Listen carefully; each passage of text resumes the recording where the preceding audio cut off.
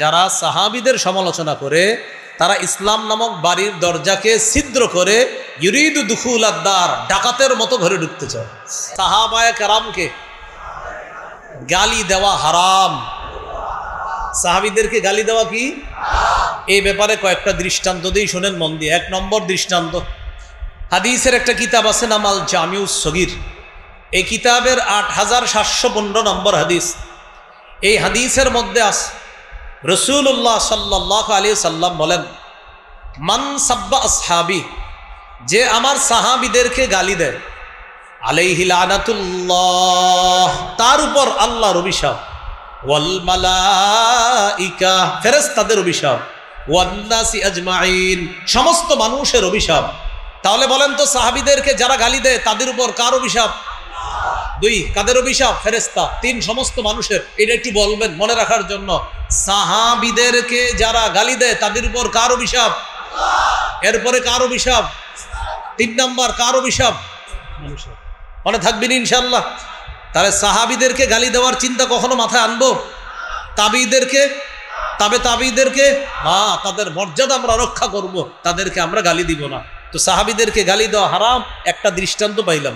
2 number দৃষ্টান্ত, সাহাবীদেরকে গালি দিতে রাসূল সাল্লাল্লাহু আলাইহি সাল্লাম সরাসরি নিষেধ করছে। সহিহ বুখারী 3673 নম্বর হাদিস। এই হাদিসের মধ্যে আছে রাসূলুল্লাহ সাল্লাল্লাহু আলাইহি সাল্লাম বলেন, লা তাসুব্বু আসহাবি, মানুষ সাবধান, আমার সাহাবীদেরকে গালি দিও না। দেখেন তো কত গুরুত্বপূর্ণ কথা, নবী কেমনে বলতেছে, লা তাসুব্বু আসহাবি, আমার সাহাবীদেরকে গালি দিও না তোমরা। ফালাউ আন্না আহাদাকুম আনফাকা বিসলা যাহাবিন উহুদা, তোমাদের কেউ যদি উহুদ পাহাড় পরিমাণ স্বর্ণ আল্লাহর রাস্তায় সদকা করো, দান করো। আমাদের এই জায়গার কেউ উহুদ পরিমাণ স্বর্ণ আল্লাহর রাস্তায় দান করছে, মনে করেন করে ফেলছেন। নবী বলেন, মা বালাগা মুদ্দা আহাদিহিম ওয়ালা নাসিফা, আমার সাহাবীদের 1 মুদ পরিমাণ, সামান্য একটু পরিমাণ দান, সামান্য একটু পরিমাণ দান করার যেই সওয়াবটা আছে, তোমরা উহুদ পাহাড় পরিমাণ স্বর্ণ দান করেও আমার সাহাবীর ওই সামান্য পরিমাণ সওয়াবের কাছেও বুঝতে পারবে। সামান্য একটু। তাহলে লা তাসুব্বু আসহাবি, সাহাবীদেরকে গালি দিও না। সোজা কথা ভাই, সাহাবীদেরকে নবী গালি দিতে নিষেধ করছে, বাস, এরপরে তার কোনো কথাই থাকে না। সাহাবীদেরকে গালি দেওয়া নিষেধ। এবার মূল আলোচনা শুরু করি। 1 নম্বর কথা, সাহাবায়ে কেরামের প্রতি আল্লাহ সন্তুষ্ট, আল্লাহ খুশি হয়ে গেছে। সূরাতুল ফাতহ 26 নম্বর পারা, এই সূরার 18 নম্বর আয়াত, 26 পারা 12 নম্বর পৃষ্ঠা, সূরাতুল ফাতহ 18 নম্বর আয়াত। এই আয়াতে আল্লাহ তাআলা বলেন, লাকাদ রাদিয়াল্লাহু আনিল মুমিনিনা ইয ইউবাইউনাকা তাহতাশ শাজারাতি ফাআলিমা মা ফি কুলুবিহিম ফাআনজালাস সাকিনাতা আলাইহিম। লাকাদ রাদিয়াল্লাহু আনিল মুমিনিন, অবশ্যই আল্লাহ মুমিনদের উপর খুশি হয়ে গেছে, মুমিনদের প্রতি সন্তুষ্ট হয়ে গেছে ওই সমস্ত মুমিন, ইদ ইউবাইউনাকা তাহতা শাজারা, যখন তারা আপনার কাছে গাছের নিচে বায়াত হয়েছে। তারা কারা? সাহাবীরা। ওগো আল্লাহর নবী, আল্লাহ তাআলা নবীকে বলতেছেন, হে আমার নবী, সাহাবীরা যখন আপনার কাছে গাছের নিচে বায়াত হলো, অবশ্যই আল্লাহ তাদের প্রতি খুশি হয়েছে, সন্তুষ্ট হয়েছে। ফাআলিমা মা ফি কুলুবিহিম, আল্লাহ তাদের অন্তরের বিষয়টা জেনে নিয়েছে। ফাআনজালাস সাকিনাতা আলাইহিম, আল্লাহ তাদের উপর প্রশান্তি নাজিল করেছেন। ওয়া আসাবাহুম ফাতহান করিবা, আল্লাহ তাদেরকে নিকটতম বিজয়ের মাধ্যমে পুরস্কৃত করলেন, পুরস্কার দান করলেন, তথা মক্কা বিজয়ের মাধ্যমে আল্লাহ তাদেরকে পুরস্কৃত করলেন। তাহলে বলেন তো, সাহাবীদের প্রতি খুশি কে? আল্লাহ। সূরা বাইয়িনার মধ্যে আছে রাদিয়াল্লাহু আনহুম ওয়া রাদু আন, 11 নম্বর পারায় আছে আল্লাহ তাআলা সাহাবায়ে কেরামের প্রতি খুশি, সাহাবীরাও আল্লাহর প্রতি খুশি। বলেন তো, সাহাবীরা কার প্রতি খুশি? আল্লাহর প্রতি। আর আল্লাহ কাদের প্রতি খুশি? সাহাবীদের প্রতি। এই হলো প্রথম কথা, সাহাবীরা আল্লাহর প্রতি খুশি। তো যাদের প্রতি আল্লাহ খুশি, আচ্ছা ভাই তাদের সমালোচনা করে আমাদের লাভ কি? 2 নাম্বার, সাহাবায়ে কেরামের প্রশংসা আল্লাহ তাআলা কোরআনে করেছে, সুবহানাল্লাহ। সূরাতুল ফাতহ 29 নম্বর আয়াত, 26 নম্বর পারা, 14 নম্বর পৃষ্ঠা, সূরাতুল ফাতহ 29 নম্বর আয়াতে আল্লাহ বলেন, মুহাম্মাদুর রাসূলুল্লাহ, মুহাম্মদ সাল্লাল্লাহু আলাইহি ওয়াসাল্লাম আল্লাহর রাসূল, ওয়াল্লাযীনা মাআহু, মুহাম্মদ সাল্লাল্লাহু আলাইহি সাল্লামের সাথে যারা আছে সাহাবায়ে কেরাম, আশিদ্দাউ আলাল কুফার, তারা কাফেরদের প্রতি কঠোর, রুহামাউ বাইনাহুম, তারা আপোষের প্রতি সদয়, আপোষের প্রতি বড় মায়া রাখে, দয়া রাখে, সদয়, কিন্তু কাফেরদের প্রতি তারা কঠোর। নবী তারা কেমন জানেন? তারাহুম রুকআন সুজ্জাদা, আপনি তাদেরকে দেখবেন রুকুকারী, সেজদাকারী। সাহাবীদের রুকু সেজদার প্রশংসা আল্লাহ করছে। সীমাহুম, তাদের আলামত হলো ফি ওয়ুজুহিহিম মিন আসারিস সুজুদ, তাদের আলামত হলো তাদের চেহারার মধ্যে আপনি সেজদার চিহ্ন দেখতে পারবেন। হাবিব, আপনার সাহাবীরা তাদেরকে রুকু, তাদেরকে সেজদা অবস্থায়, রুকু অবস্থায় দেখবেন, তাদের আলামত, তাদের চেহারার মধ্যে সেজদার চিহ্ন দেখবেন। সাহাবীদের রুকু সেজদার প্রশংসা কে করেছে? সাহাবীদের প্রতি খুশি কে? যিনি তাদের প্রতি খুশি, যিনি তাদের প্রশংসা করছেন, তাদের সমালোচনা করে আমাদের লাভ কি? তাহলে সাহাবীদের প্রশংসা করেছেন আল্লাহ। আল্লাহ বলেন, যালিকা মাসালুহুম ফিত তাওরাত, আপনার সাহাবীদের প্রশংসা শুধু কোরআনে না, তাওরাতের মধ্যেও সাহাবীদের দৃষ্টান্ত আলোচনা করা হয়েছে। এই গেল দ্বিতীয় আলোচনা। 3 নম্বর আলোচনা, কোরআনের এক আয়াতে আল্লাহ বলেছেন সাহাবায়ে কেরাম আল্লাহর নির্বাচিত বান্দা, সুবহানাল্লাহ। 19 পারা, শেষ পৃষ্ঠা, সূরাতুন নামল 59 নম্বর আয়াত, 19 পারা 20 নম্বর পৃষ্ঠা, হাফিজি কোরআন মাজিদ অনুযায়ী মানে শেষ পৃষ্ঠা বা 20 নম্বর পৃষ্ঠা, সূরাতুন নামলের 59 নম্বর আয়াতে আল্লাহ বলেন, ওয়াকুলিল হামদুলিল্লাহ ওয়া সালামুন আলা ইবাদিহিল্লাযীনা ইসতাফা। নবী আপনি বলেন আলহামদুলিল্লাহ, সমস্ত প্রশংসা আল্লাহর, ওয়া সালামুন আলা ইবাদিহিল্লাযীনা ইসতাফা, সালাম শান্তি আলা ইবাদিহি, তার ওই সমস্ত বান্দাদের প্রতি, আল্লাযীনা ইসতাফা, যাদেরকে আল্লাহ নির্বাচিত করেছেন। আয়াতের ব্যাখ্যায় সুফিয়ান সাউরি রহমতুল্লাহি আলাইহি বলেন, হুম আসহাবু মুহাম্মাদিন সাল্লাল্লাহু আলাইহি ওয়াসাল্লাম, আয়াতে আল্লাহ যাদেরকে নির্বাচিত বান্দা বলেছেন তারা হলো রাসূল সাল্লাল্লাহু আলাইহি সাল্লামের সাহাবীগণ। তাহলে রাসূলের সাহাবীগণ আল্লাহ তাআলা নির্বাচিত বান্দা। বিসমিল্লাহ। এইগুলো 3 নাম্বার কথা। আল্লাহ তাআলা নির্বাচিত বান্দা রাসূলুল্লাহ সাল্লাল্লাহু আলাইহি সাল্লামের সাহাবীগণ। তো 3টি কথা। সাহাবীদের প্রতি খুশি কে? সাহাবীদের রুকু সেজদার প্রশংসা করেছেন কে? 3। সাহাবীরা কার নির্বাচিত বান্দা? 4 নাম্বার, এই উম্মতের মধ্যে শ্রেষ্ঠ উম্মত সাহাবায়ে কেরাম, সারা পৃথিবীর মধ্যে শ্রেষ্ঠ উম্মত আমরা, বলেন আলহামদুলিল্লাহ। আমাদের মধ্যে শ্রেষ্ঠ সাহাবীগণ, সুবহানাল্লাহ।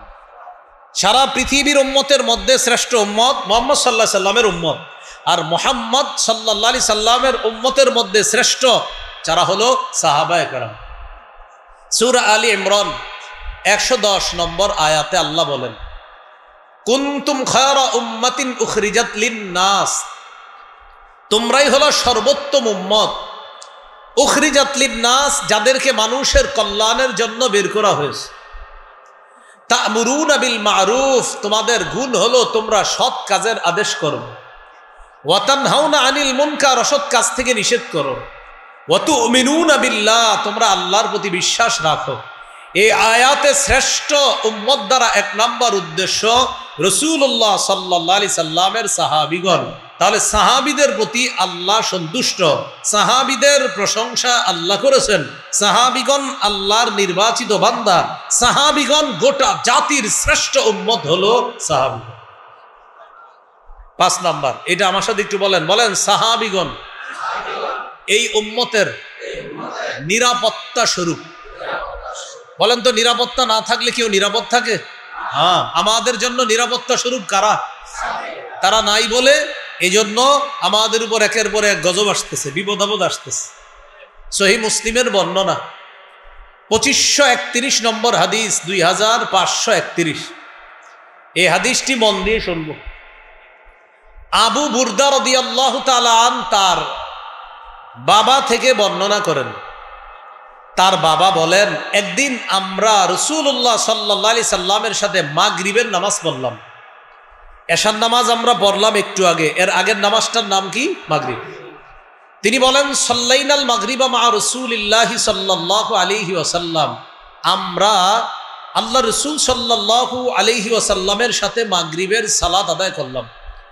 নামাজ পড়ার পর আমরা কয়েকজন সাহাবী মসজিদে বসে আছি।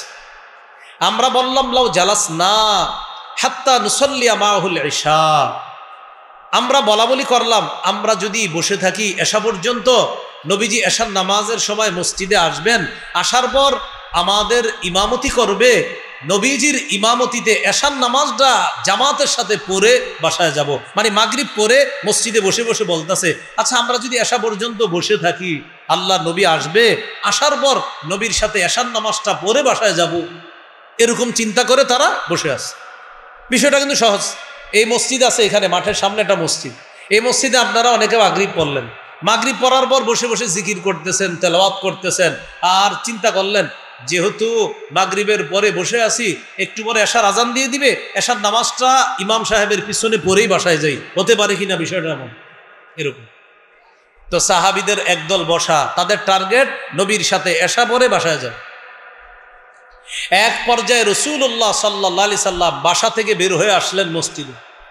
আসার পরে দেখে একদল সাহাবী বসা। নবীজি বললেন, মা জিলতুম হাহুনা, তোমরা এতক্ষণ এখানে বসা, মাগরিব পরে আর বাসায় যাওনি?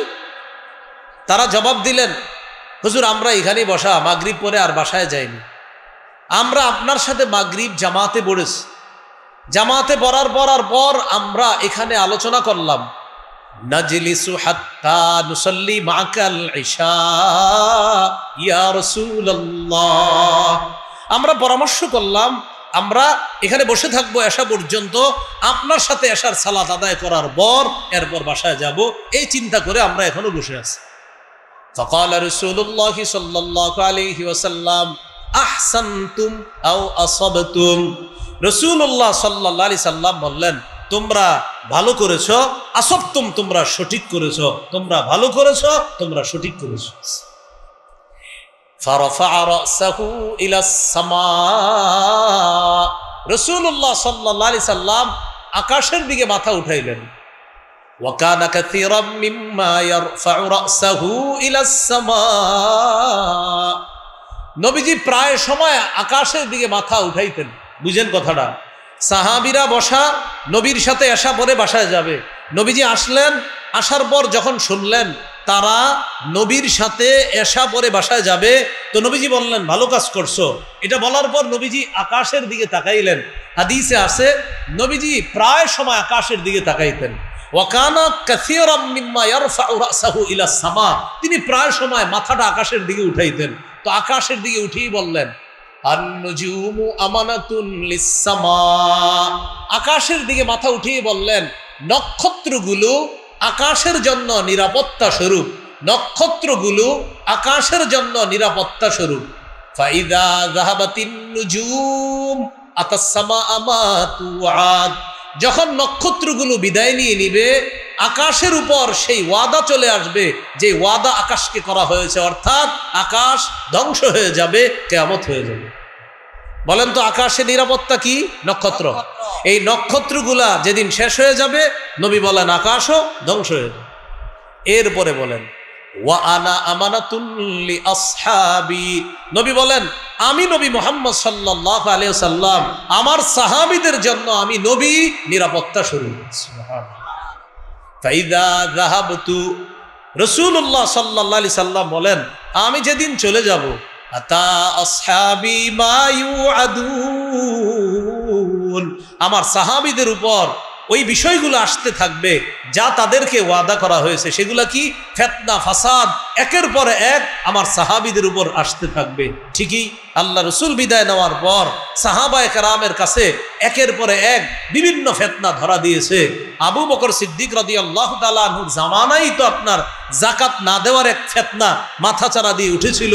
ওমর ফারুক রাদিয়াল্লাহু তাআলা আনহুর জামানায়ও ফিতনা মাথাচাড়া দিয়ে উঠেছে। ওসমান গনি রাদিয়াল্লাহু তাআলা আনহুর সময় তো আপনার ফিতনা ভয়ঙ্কর রূপ ধারণ করছে, আর আলী রাদিয়াল্লাহু তাআলা আনহুর সময়ও ফিতনা আরো ভয়ঙ্কর রূপ ধারণ করছে। কেন? নবী বলেন, আমি হলাম সাহাবীদের জন্য নিরাপত্তা স্বরূপ। আমি যতদিন আছি তারা নিরাপদ, আমি চলে যাব তাদের কাছে ফিতনা আসতে থাকবে। এরপর কি বলে দেখেন, ওয়া আসহাবি আমানাতুন লি উম্মতি, আমার সাহাবীরা আমার উম্মতের জন্য নিরাপত্তা স্বরূপ। তাহলে বলেন, আকাশের নিরাপত্তা নক্ষত্র, আকাশের নিরাপত্তা নক্ষত্র, সাহাবীদের নিরাপত্তা নবী। সুবহানাল্লাহ। সাহাবীদের নিরাপত্তা নবী, আমাদের নিরাপত্তা সাহাবী। আকাশের নক্ষত্র হলো নিরাপত্তা স্বরূপ, সাহাবীদের জন্য নিরাপত্তা হলো মুহাম্মদ সাল্লাল্লাহু আলাইহি সাল্লাম, সাহাবীরা হলো আমাদের জন্য নিরাপত্তা স্বরূপ। নবী বলেন, ফাইদা যাহাবা আসহাবি, আমার সাহাবীগণ যখন বিদায় নিবে, আতা উম্মতি মা ইউআদুন, আমার উম্মতের উপর একের পর এক বিপর্যয়, বালা, মুসিবত, ফিতনা আসতে থাকবে। এইভাবে ফিতনা আসতে আসতে এক সময় ছোট আলামত বড় আলামত প্রকাশ পেয়ে কিয়ামত ঘটে যাবে। এইভাবে আমার উম্মতেরও এই পৃথিবী থেকে বিলুপ্তি ঘটবে, তাদেরও বিদায় ঘটে যাবে। তাহলে আমাদের জন্য সাহাবায়ে কেরামকে নবী বললেন নিরাপত্তা স্বরূপ। 5টি কথা আমরা শিখে ফেললাম। সাহাবীদের প্রতি আল্লাহ খুশি, সাহাবীদের রুকু সেজদার প্রশংসা আল্লাহ করেছেন, সাহাবীরা আল্লাহর নির্বাচিত বান্দা। 4 নাম্বার, সাহাবীরা গোটা জগতের শ্রেষ্ঠ উম্মত। আমরা হলাম উম্মতের মাঝে শ্রেষ্ঠ, আমাদের মধ্যে শ্রেষ্ঠ হলেন সাহাবায়ে কেরাম। 5 নাম্বার, সাহাবায়ে কেরাম এই উম্মতের জন্য কি স্বরূপ? নিরাপত্তা। 6 নম্বর বলেন আমার সাথে, সাহাবীরা এই উম্মতের জন্য কল্যাণ। সাহাবীরা আমাদের জন্য কি? এই হাদিসটি একটু মন দিয়ে শোনা। দেখেন, হাদিসের কিতাব আস-সিলসিলাতুস সহিহা, এই কিতাবের 3283 নম্বর হাদিস। এই হাদিসের মধ্যে আসছে রাসূলুল্লাহ সাল্লাল্লাহু আলাইহি ওয়াসাল্লাম বলেন, লা তাজালুনা বিখাইরিন মা দামা ফীকুম মান রাআনি ওয়া সাহাবানি। পৃথিবীর মানুষ তোমরা শোনো, তোমরা ততদিন কল্যাণের মধ্যে থাকতে পারবা যতদিন তোমাদের মাঝে তারা থাকবে যারা আমাকে দেখেছে। সুবহানাল্লাহ। আবার শোনেন অনুবাদটা, লা তাজালুনা বিখাইরিন মা দামা ফীকুম মান রাআনি ওয়া সাহাবানি। তোমরা ততদিন কল্যাণের মধ্যে থাকবা যতদিন তোমাদের মধ্যে তারা থাকবে যারা আমাকে দেখেছে আর আমার সাহাবী হওয়ার গৌরব অর্জন করেছে। তারা যতদিন তোমাদের মাঝে আছে ততদিন তোমরা কল্যাণের মধ্যে থাকবা। তো আমরা কি সাহাবীদেরকে পাইছি? বলেন না। তাহলে সাহাবীদেরকে কারা পেয়েছে? তাবিঈরা। বলেন কারা পেয়েছে? এবার নবীজি পরের অংশে কি বলেন দেখেন, ওয়াল্লাহি লা তাজালুনা বিখাইরিন মা দামা ফীকুম মান রাআ মান রাআনি ওয়া সাহাবা মান সাহাবানি। আল্লাহর কসম, তোমরা ততদিন কল্যাণের মধ্যে থাকবা যতদিন তোমাদের মধ্যে তারা থাকবে যারা আমার সাহাবীদেরকে দেখেছে। তাহলে প্রথমে কি বললেন? আল্লাহর কসম, তোমরা ততদিন কল্যাণের মধ্যে থাকবা যতদিন তোমাদের মাঝে আমার সাহাবীরা আছে। এরপরে বললেন, আল্লাহর কসম, তোমরা ততদিন কল্যাণের মধ্যে থাকবা যতদিন তোমাদের মধ্যে তারা থাকবে যারা আমার সাহাবীদেরকে দেখছে। কারা? তাবিঈরা। এরপরের অংশে কি বলে দেখেন, ওয়াল্লাহি লা তাজালুনা বিখাইরিন মা দামা ফিকুম মান রাআনি ওয়া সাহাবা মান সাহাবানি। আল্লাহর কসম, তোমরা ততদিন কল্যাণের মধ্যে থাকবা যতদিন তোমাদের মধ্যে তারা আছে যারা তাবিদেরকে দেখছে, সুবহানাল্লাহ, এবং তাবিদের সান্নিধ্য গ্রহণ করেছে। এই তিন যুগের মধ্যেই আছে আল ইমামুল আজম আবু হানিফা রহমতুল্লাহ আলাইহি, সুবহানাল্লাহ, আল ইমামু মালিক রহমতুল্লাহ আলাইহি, সুবহানাল্লাহ। এজন্য সাবধান, মাযহাবের ইমামদের সম্পর্কে বিরূপ মন্তব্য আর আজাইরা উল্টা পাল্টা কথা বলার আগে আল্লাহকে ভয় করা দরকার। নবী বলেন, তোমরা ততদিন কল্যাণের মধ্যে আসো যতদিন তোমাদের মধ্যে আমার সাহাবীরা আছে। 2 নম্বরে বললেন, তোমরা ততদিন কল্যাণের মধ্যে আসো যতদিন তোমাদের মধ্যে তারা আছে যারা আমার সাহাবীদেরকে দেখছে। আমাদের নবীর সাহাবীদেরকে যারা দেখছে তারা তাবিঈ। ইমাম আবু হানিফা রহমতুল্লাহ আলাইহি কমপক্ষে তো 7 জন সাহাবীকে দেখছে, এতে কোনো সন্দেহ নেই। অনেকে আরো বেশিও বলছে, 7 জন বলছে। ইমাম মালিক রহমতুল্লাহ আলাইহি। এরপরে রাসূলুল্লাহ সাল্লাল্লাহু আলাইহি সাল্লাম বলেন 3 নাম্বার, যারা তাবিঈ। তাহলে তোমাদের মধ্যে ততদিন কল্যাণ থাকবে যতদিন সাহাবীরা আছে, ততদিন কল্যাণ থাকবে যতদিন তাবিঈরা আছে, ততদিন কল্যাণ থাকবে যতদিন তাবিঈগণ থাকবে তোমাদের মাঝে, ততদিন কল্যাণ। এখান থেকে একটা সোহবতের সিলসিলা বোঝা যায়। সোহবত মানে সান্নিধ্য গ্রহণ করা। নবীর সান্নিধ্য সাহাবীরা গ্রহণ করেছেন, সাহাবীদের সান্নিধ্য তাবিঈরা গ্রহণ করেছেন, তাবিঈদের সান্নিধ্য তাবিঈরা গ্রহণ করেছেন। এইভাবে তাদের সান্নিধ্য গ্রহণ করতে করতে আমাদের উস্তাদ পর্যন্ত সান্নিধ্য এসেছে। উস্তাদদের সান্নিধ্য আমরা এখন গ্রহণ করি। আল্লাহওয়ালাদের সোহবত গ্রহণ করাটা এটা কোনো নতুন আবিষ্কার, কোনো বিষয় না। এই সান্নিধ্য গ্রহণ রাসূল থেকে চলে আসছে। সান্নিধ্য জরুরি বিষয়, সোহবত, সান্নিধ্য, ভালো মানুষের সান্নিধ্য গ্রহণ করা এটা দামি বিষয়। যাই হোক, 6 নম্বর আমরা যেটা শিখে ফেললাম, সাহাবীরা এই উম্মতের জন্য কল্যাণ, তাবিঈরা পরবর্তীদের জন্য কল্যাণ, তাবিঈরা পরবর্তীদের জন্য কল্যাণ। 3 যুগের কথা বলেছে। বাকি হাদিস থেকে বোঝা যায় এইভাবে সোহবত বা সান্নিধ্যের একটা ধারাবাহিকতা চলতে থাকবে।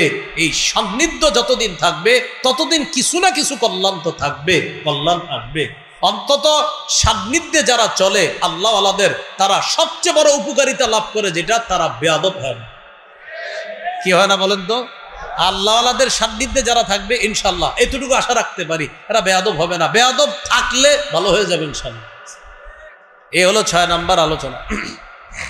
7 নাম্বার আলোচনা, রাসূলুল্লাহ সাল্লাল্লাহু আলাইহি সাল্লাম হুকুম করেছেন সাহাবীদের মর্যাদা রক্ষা করার জন্য। ইবনে মাজাহ 2363 নম্বর হাদিস।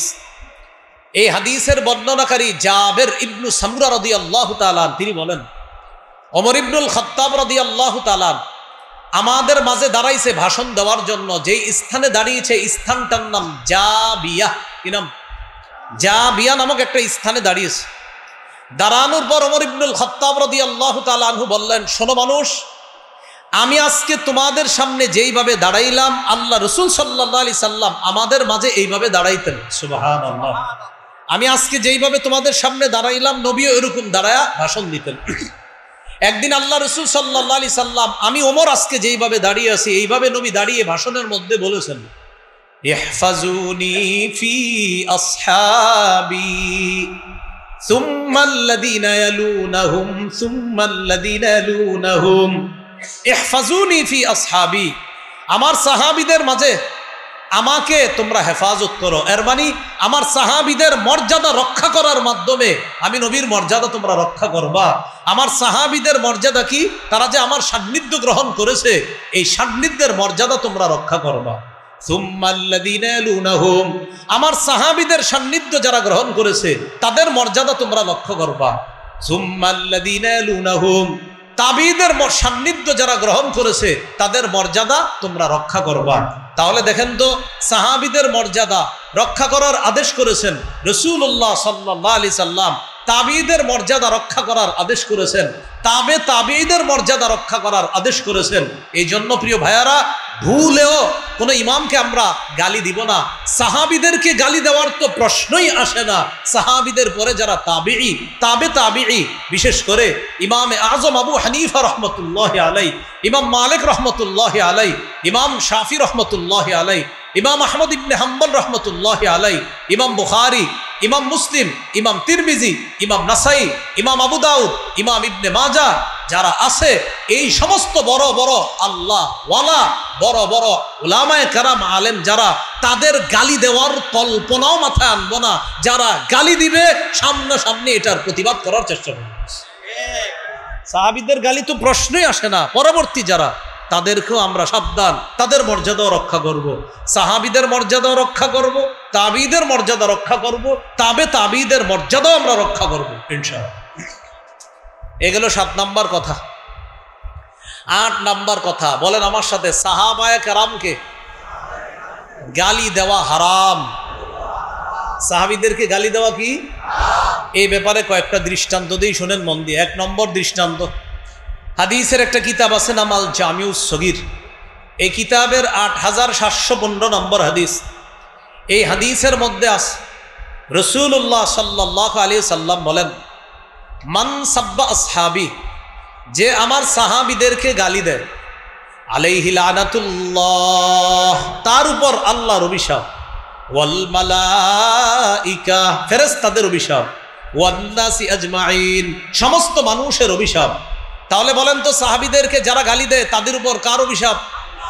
2, কাদের অভিশাপ? ফেরেশতা। 3, সমস্ত মানুষের। এটা একটু বলবেন মনে রাখার জন্য। সাহাবীদেরকে যারা গালি দেয় তাদের উপর কার অভিশাপ? এরপরে কার অভিশাপ? 3 নাম্বার কার অভিশাপ? মানুষের। মনে থাকবেন ইনশাআল্লাহ। তাহলে সাহাবীদেরকে গালি দেওয়ার চিন্তা কখনো মাথায় আনবো? তাবিঈদেরকে, তাবিঈদেরকে তাদের মর্যাদা আমরা রক্ষা করব, তাদেরকে আমরা গালি দিব না। তো সাহাবীদেরকে গালি দেওয়া হারাম, একটা দৃষ্টান্ত পাইলাম। 2 নাম্বার দৃষ্টান্ত, সাহাবীদেরকে গালি দিতে রাসূল সাল্লাল্লাহু আলাইহি সাল্লাম সরাসরি নিষেধ করছে। সহিহ বুখারী 3673 নম্বর হাদিস। এই হাদিসের মধ্যে আছে রাসূলুল্লাহ সাল্লাল্লাহু আলাইহি সাল্লাম বলেন, লা তাসুব্বু আসহাবি, মানুষ সাবধান, আমার সাহাবীদেরকে গালি দিও না। দেখেন তো কত গুরুত্বপূর্ণ কথা, নবী কেমনে বলতেছে, লা তাসুব্বু আসহাবি, আমার সাহাবীদেরকে গালি দিও না তোমরা। ফালাউ আন্না আহাদাকুম আনফাকা বিসলা যাহাবিন উহুদা, তোমাদের কেউ যদি উহুদ পাহাড় পরিমাণ স্বর্ণ আল্লাহর রাস্তায় সদকা করো, দান করো। আমাদের এই জায়গার কেউ উহুদ পরিমাণ স্বর্ণ আল্লাহর রাস্তায় দান করছে, মনে করেন করে ফেলছেন। নবী বলেন, মা বালাগা মুদ্দা আহাদিহিম ওয়ালা নাসিফা, আমার সাহাবীদের 1 মুদ পরিমাণ, সামান্য একটু পরিমাণ দান করার যেই সওয়াবটা আছে, তোমরা উহুদ পাহাড় পরিমাণ স্বর্ণ দান করেও আমার সাহাবীর ওই সামান্য পরিমাণ সওয়াবের কাছেও বুঝতে পারবে। সামান্য একটু। তাহলে লা তাসুব্বু আসহাবি, সাহাবীদেরকে গালি দিও না। সোজা কথা ভাই, সাহাবীদেরকে নবী গালি দিতে নিষেধ করছে, বাস, এরপরে তার কোনো কথাই থাকে না। সাহাবীদেরকে গালি দেওয়া নিষেধ। 3 নাম্বার দৃষ্টান্ত, এটা আমার সাথে একটু বললে মনে থাকবে। বলেন, নবীজির সাথে সাহাবায়ে কেরামের আমল ছাড়া সামান্য অবস্থান, মানে আমল ছাড়া অবস্থান মানে আমি আপনার পাশে বসে রয়েছি, কোনো আমল করতেছি না, এমনি বসে রয়েছি। সাহাবীদের কেউ নবীর মজলিসে এমনি বসা, কিচ্ছু বলে নাই, মানে নবীর কাছে এমনি বসে রয়েছে, সুবহানাল্লাহ আলহামদুলিল্লাহ কিচ্ছু বলে নাই, শুধু নবীর সামনে বসা, বাস এতটুকুই। আব্দুল্লাহ ইবনে আব্বাস রাদিয়াল্লাহু তাআলা আনহুমার বর্ণনা, তাখরিজু শরহিত তাহায়া 693 নম্বর হাদিসের মধ্যে তিনি বলেন, লা তাসুব্বু আসহাবা মুহাম্মাদিন সাল্লাল্লাহু আলাইহি ওয়াসাল্লাম, তোমরা মুহাম্মদ সাল্লাল্লাহু আলাইহি সাল্লামের সাহাবীদেরকে গালি দিও না। শোনো, ওয়াল্লাহ, আল্লাহর কসম, লামকামু আহাদিহিম মাআহু সাআতান, ইয়ানি মা'আন নবী সাল্লাল্লাহু আলাইহি ওয়াসাল্লাম খায়রুম মিন আমালি আহাদিকুম 40 সানা। নবীর সাহাবী নবীর কাছে বসা, এমনি বসা রয়েছে, কোনো ইবাদত বন্দেগী কিচ্ছু করে না, এমনি বসা। আব্দুল্লাহ ইবনে আব্বাস বলেন, তোমাদেরকেও 40 বছর ইবাদত করবা, এই 40 বছরের ইবাদতের চাইতেও নবীর সামনে কোন সাহাবী শুধু এমনি বসে আছে, তার এই বসে থাকাটা তোমাদের কারো 40 বছরের ইবাদতের চাইতে আরো দামি। কার সমালোচনা করতেছেন আপনি? কার সমালোচনা করেন? এমনি বসে রয়েছে নবীর পাশে, আপনি কার সমালোচনা করবেন? খুব সতর্ক। এগুলো 3 নাম্বার দৃষ্টান্ত। 4 নাম্বার দৃষ্টান্ত, এটা তো আরো গুরুত্বপূর্ণ কথা। ইবনে মাজাহ 162 নম্বর হাদিস, আব্দুল্লাহ ইবনে ওমর রাদিয়াল্লাহু তাআলা আনহুমা কি বলে দেখেন, লা তাসুব্বু আসহাবা মুহাম্মাদিন সাল্লাল্লাহু আলাইহি ওয়াসাল্লাম, তোমরা মুহাম্মদ সাল্লাল্লাহু আলাইহি সাল্লামের সাহাবীদেরকে গালি দিও না। ওলামায়ে হযরত বুঝে ফেলবে, আরবি বলার সাথে সাথে আপনারাও শুনেন কি বলে। লা মুকামু আহাদিহিম মা'আন নবী সাল্লাল্লাহু আলাইহি ওয়াসাল্লাম খায়রুম মিন আমালি আহাদিকুম উমরাহ। কি বলে দেখেন, তোমাদের কেউ সারা জীবন ইবাদত করবা, সারা জীবন ইবাদত করবা, এই সারা জীবন ইবাদত করলে যেই সওয়াব, নবীর সাথে একজন সাহাবী শুধু এমনি বসে রইছে, তোমার সারা জীবনের ইবাদতের চাইতে ওই সাহাবীর নবীর সাথে সামান্য সান্নিধ্য আল্লাহর কাছে আরো দামি। কার সমালোচনা করেন? 5 নাম্বার দৃষ্টান্তটা দেই আর একটু। আমরা বয়স পাই আর কত, 60 70, নূহ নবী 1000-এর উপরে বয়স। তো এটা একটু শোনেন, এই হাদিসটা আরো সহিহ ইবনে হিব্বান হাদিসের কিতাব 7256 নম্বর হাদিস। এই হাদিসটি মন দিয়ে শুনেন। রাসূলুল্লাহ সাল্লাল্লাহু আলাইহি সাল্লামের এক সাহাবী, তার নাম মুগীরা ইবনে শুবা রাদিয়াল্লাহু তাআলা, তিনি কুফার এক মসজিদে বসা। নাম কি? মুগীরা ইবনে শুবা। হাদিসটি আবু দাউদের মধ্যে আছে, 4650 নম্বর হাদিস, 4650 4650 নম্বর হাদিস আবু দাউদের। যিনি বর্ণনাকারী তার নামটা আমি বলি, যদি মনে রাখতে পারেন আল্লাহ মনে রাখার তৌফিক দান করেন। রিয়াহ ইবনুল হারিস, রিয়াহ ইবনুল হারিস তিনি বর্ণনা করেন, কুনতু কাঈদান ইনদা ফুলানিন ফি মসজিদিল কুফা, আমি কুফার মসজিদে উমুকের কাছে মানে মুগীরা ইবনে শুবা রাদিয়াল্লাহু তাআলা আনহুর কাছে বসা।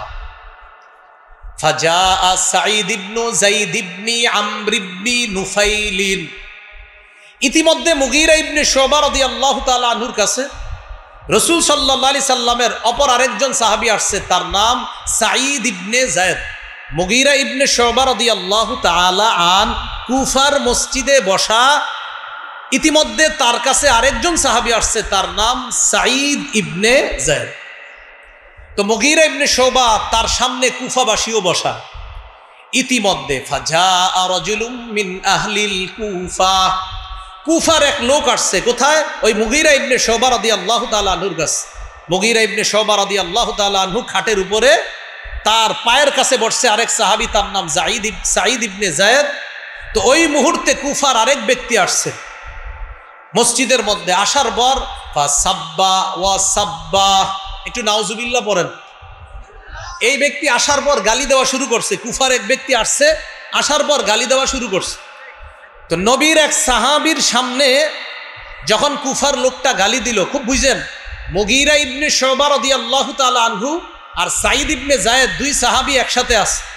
তাদের সামনে আইসা আরেক ব্যক্তি আইসা গালি দেওয়া শুরু করছে।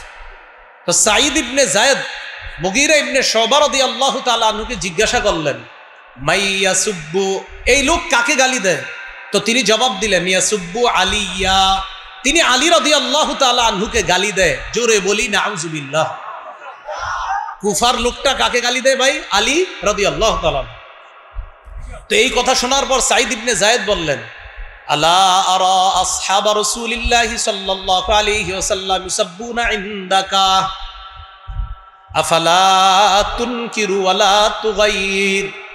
আপনার সামনে নবীর সাহাবীকে গালি দেয়, আপনি কিছু বলেন না কেন? এক সাহাবী আরেক সাহাবীকে বলতেছে, আপনার সামনে নবীর সাহাবী হযরত আলীকে গালি দেওয়া হচ্ছে, আপনি কিছু বলেন না? এই কথা বলার পর সাঈদ ইবনে যায়েদ বলেন, আমি আল্লাহ রাসূলকে বলতে শুনেছি, আবু বকরিন ফিল জান্নাহ ওয়া উমারু ফিল জান্নাহ ওয়া উসমানু ফিল জান্নাহ ওয়া আলিয়ুন ফিল জান্নাহ। সুবহানাল্লাহ। 10 জন সাহাবীর নাম বলে ফেলছে। নবীজি বলছেন আবু বকর জান্নাতি, ওমর জান্নাতে, ওসমান জান্নাতে, আলী জান্নাতে। আর এই লোক হযরত আলীকে গালি দিতেছে, নাউজুবিল্লাহ। নবীর সাহাবীকে কিভাবে গালি দেয়। এবার সর্বশেষ কি বলে দেখেন, শোনেন। লামাশহাদু রাজুলিম মিনহুম মা'আন নবী সাল্লাল্লাহু আলাইহি ওয়াসাল্লাম ইয়াগবারু ওয়াজহুহু। এই হাদিসটি বুঝতে হবে, এই অংশটা সবাই একটু আমার দিকে তাকান, এই অংশটা বুঝতে হবে। নবীর সাহাবী নবীর সামনে আছে, নবী রাগ করছে সাহাবীর উপর। তাহলে বলেন তো সাহাবীর উপস্থিতিটা এটা কি অবস্থায়? রাগ অবস্থায়। বলেন কি অবস্থায়? সাঈদ ইবনে যায়েদ বলেন নবীর কোন একজন সাহাবী নবীর কাছে উপস্থিত হয়েছে এমন অবস্থায় যে ইয়াগবারু ওয়াজহুহু, নবী রাগান্বিত অবস্থায় আছে। তো তিনি বলেন নবী রাগের অবস্থায় তার কোন সাহাবী নবীর সামনে উপস্থিত থাইকা যেই ফজিলত অর্জন করে, সাহাবী নবীর সামনে উপস্থিত এমন অবস্থায় যে নবী রেগে আছে, রেগে থাকা অবস্থায়ও নবীর কোন সাহাবী নবীর সামনে উপস্থিত থাকা খায়রুম মিন আমালি আহাদিকুম উমরা ওয়ালাউ উম্মিরা উমারা নূহ। তোমাদের কেউ যদি নূহ নবীর হায়াত পাও, এই নূহ নবীর হায়াত পেয়ে যদি এই পরিমাণ আমল করো, নবীর কোন সাহাবী নবীর সামনে রাগান্বিত অবস্থায় যদি নবীর সামনে থাকে, তবু ওই উপস্থিতির যেই মর্যাদা তোমাদের কেউ নূহ নবীর হায়াত পেয়েও যদি আমল করো, এই আমল করেও নবীর এক সাহাবীর শুধু উপস্থিতির সমপর্যায়ে যেতে পারবে। হাদিসটি আপনারা বুঝছেন?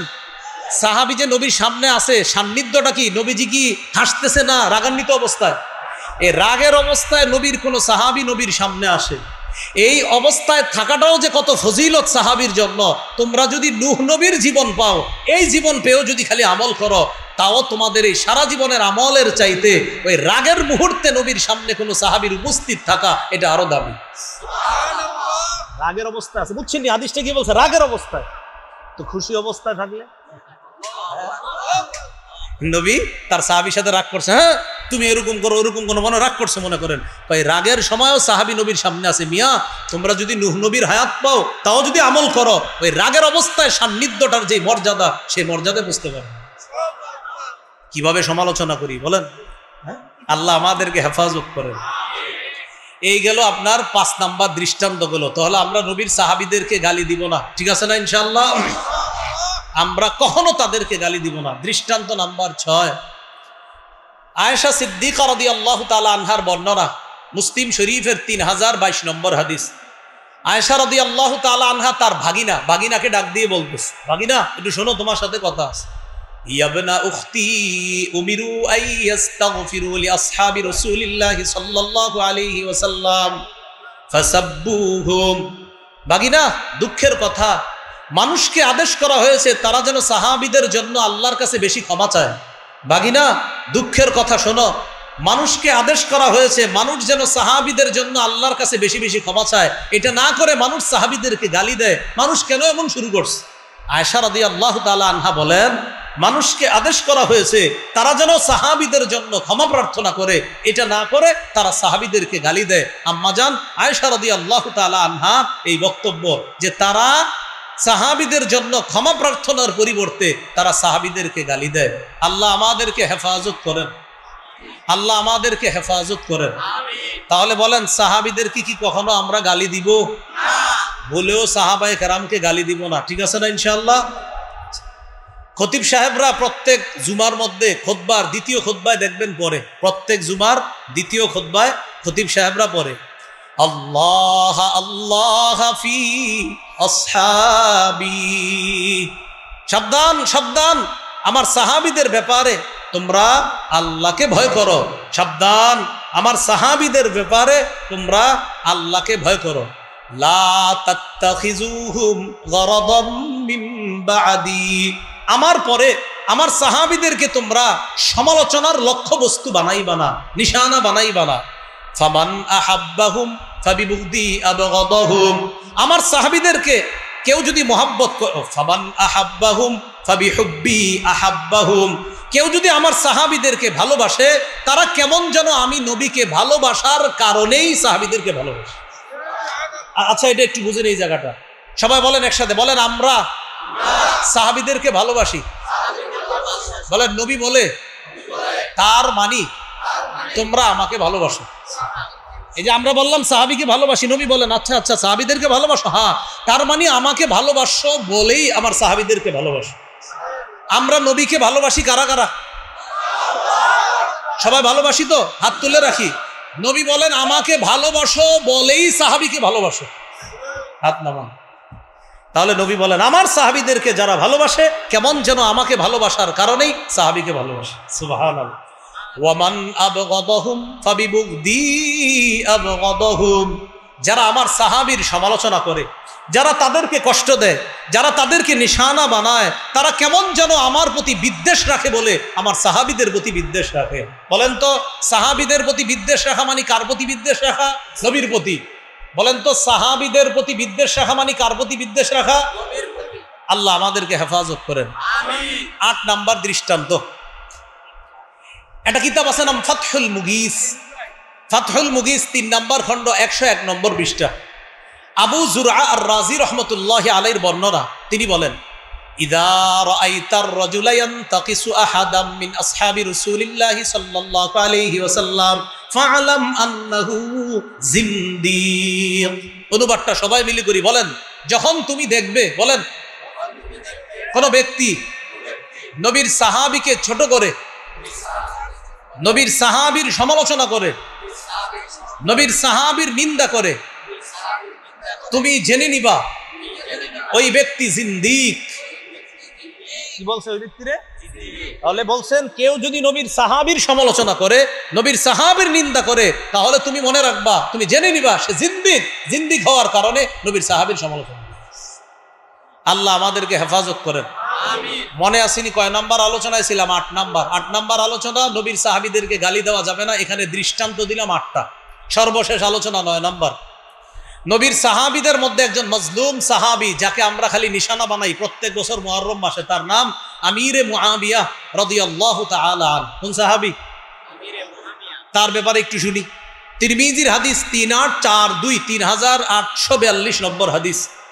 এই হাদিসের মধ্যে আসছে রাসূলুল্লাহ সাল্লাল্লাহু আলাইহি সাল্লাম বলেন আল্লাহুম্মা জাআলহু হাদিয়া মাহদিয়া ওয়াহদি বিহি।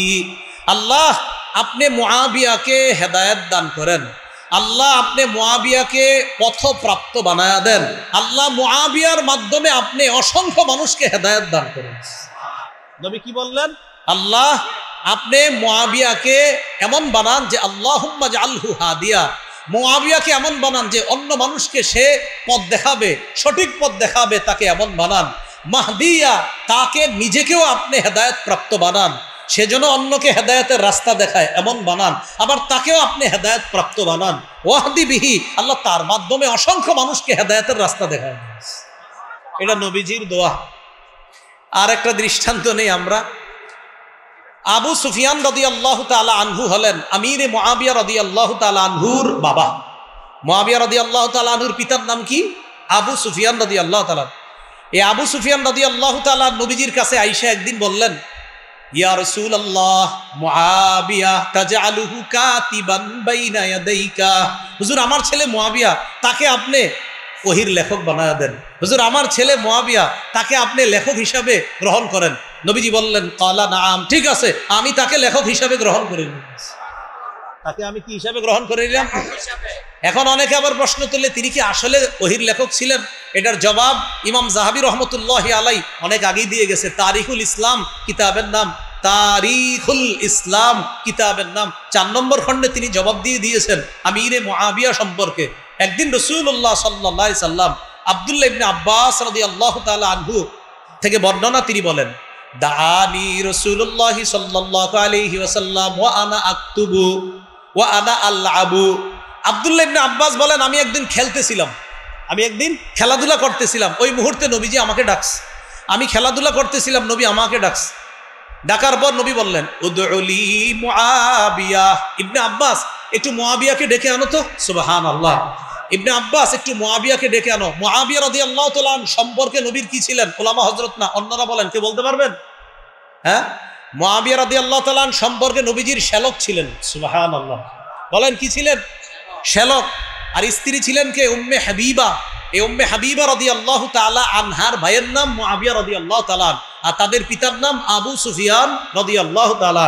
তাহলে একদিন নবীর শ্যালক, আবার ওহির লেখক, নবীর শ্যালক ওহির লেখক, আবার নবী তার জন্য দোয়া করছে, সে যেন হেদায়েতের রাস্তা দেখায়, তাকে যেন হেদায়েত প্রাপ্ত বানায়, আবার তার মাধ্যমে অসংখ্য মানুষকে যেন আল্লাহ তাআলা হেদায়েত দান করে।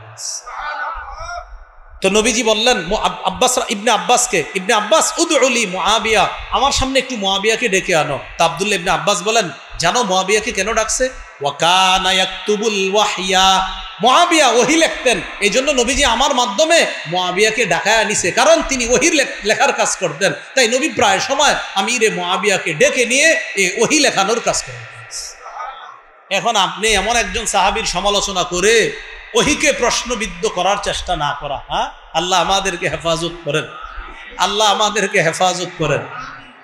সহিহ বুখারীর বর্ণনা 2429 নম্বর হাদিস, আরেক বর্ণনা আসছে 2924 নম্বর হাদিসের মধ্যে আসছে, রাসূলুল্লাহ সাল্লাল্লাহু আলাইহি সাল্লাম বলেন, আউয়ালু জাইশিম মিন উম্মতি ইয়াগজুনাল বাহরা, আমার উম্মতের যেই দলটা সর্বপ্রথম নৌপথে যুদ্ধ করবে তারা জান্নাতি। আবার বুঝেন, আমার উম্মতের যেই দল সর্বপ্রথম নৌপথে লড়াই করবে তারা জান্নাতি। নৌপথে লড়াইয়ের সর্বপ্রথম প্ল্যান যিনি করেছিলেন তিনি আমিরে মুআবিয়া রাদিয়াল্লাহু তাআলা। নবীর এই হাদিসের ভাষ্য অনুযায়ী তিনি একজন জান্নাতি সাহাবী। আমি আগেই বলছি 10 জন হলো এক হাদিসে বল, আর ভিন্ন ভিন্ন হাদিসে নবী বিভিন্ন সাহাবীকে বলছে, ভিন্ন ভিন্ন হাদিসে ভিন্ন ভিন্ন সাহাবীদেরকে নবী জান্নাতি বলেছেন। কথা কি বুঝে আসছে সবার? আল্লাহ আমাদেরকে এই কথাগুলা বুঝে মনে রেখে আমল করার তৌফিক দান করেন।